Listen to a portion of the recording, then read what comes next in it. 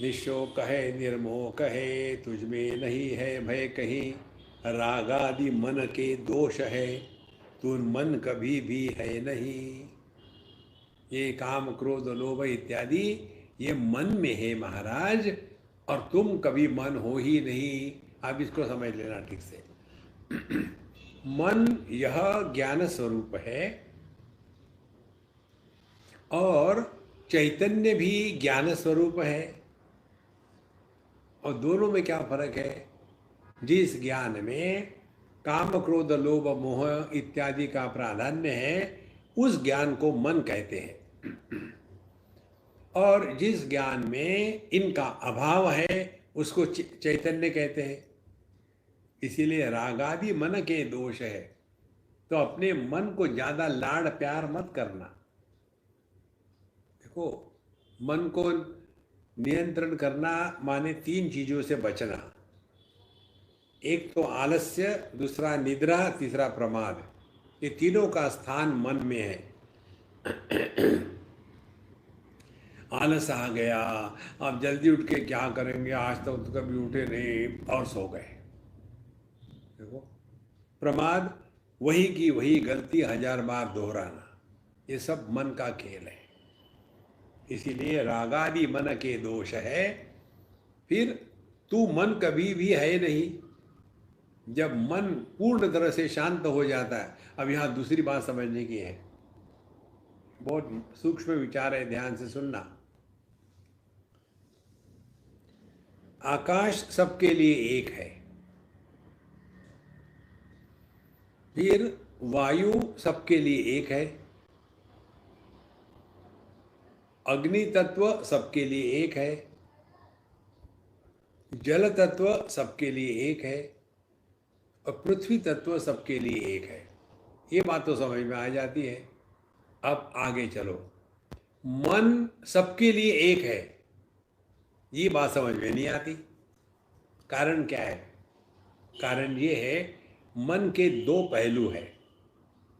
एक सामान्य मन, सबका एक ही मन है, वो सामान्य मन है। और विशेष मन, विशेष मन क्या है? यह मन तत्व जिस देह में प्रकट हुआ, वो मन इस देह के आकार को ग्रहण कर लेता है।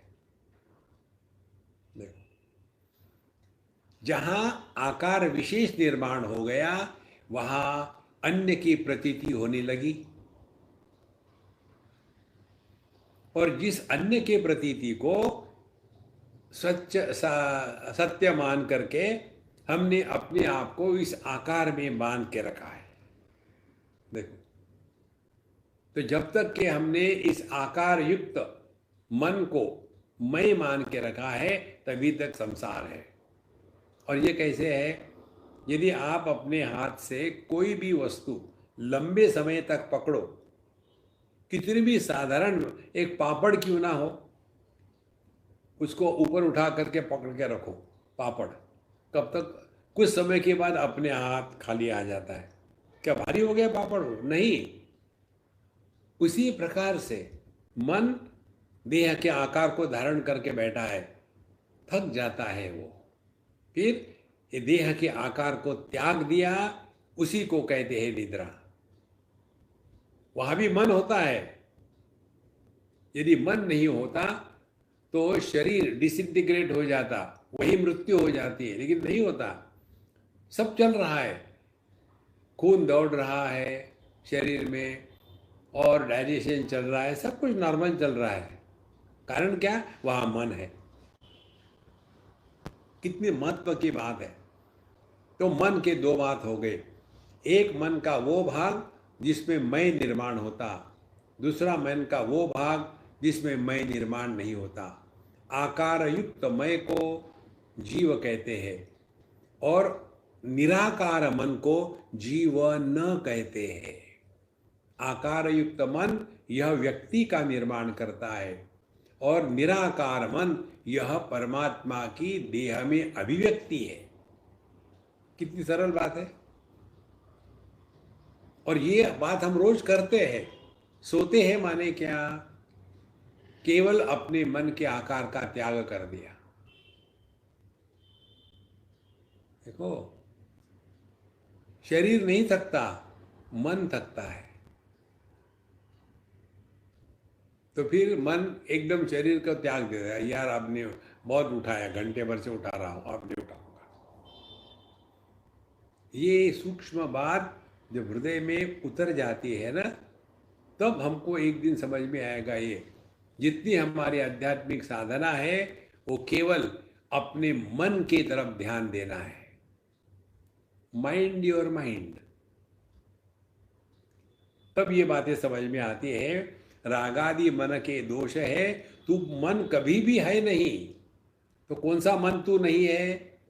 जिस मन ने आकार धारण किया है वो मन तू नहीं है।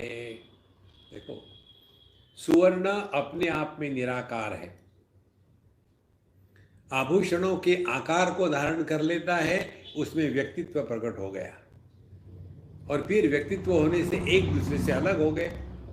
एक नोज रिंग है, एक ईयर रिंग है, एक वेडिंग रिंग है, अलग अलग हो गए। इसी प्रकार से मन सबके लिए एकमात्र है। और इसीलिए सुषुप्ति अवस्था में पुरुष पुरुष नहीं, स्त्री स्त्री नहीं। देखो, क्यों नहीं? क्योंकि वो जो वैयक्तिक मन का आकार था, अब वो समष्टि मन में मिल गया है। मन एक है।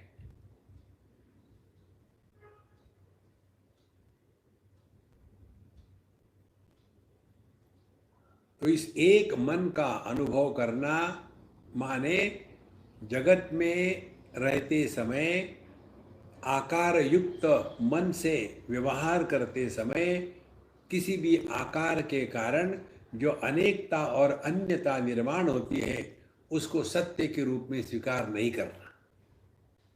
ये बात यहाँ बता रहे, तू मन कभी भी है नहीं।